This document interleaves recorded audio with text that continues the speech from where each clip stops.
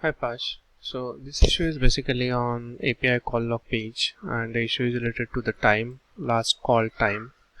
It's not displayed as per the user's time zone or the tenant's time zone.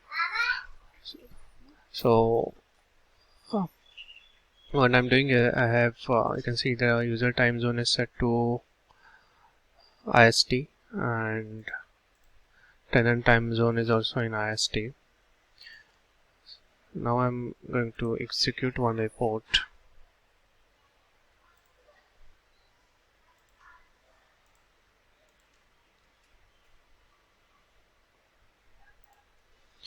Okay, so I executed that report. Now I'm going to search again.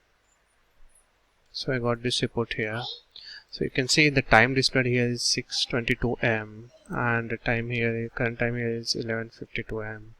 So there is a difference in time. It's not accordance with the user's time zone. Yeah, that's the issue. Thank you.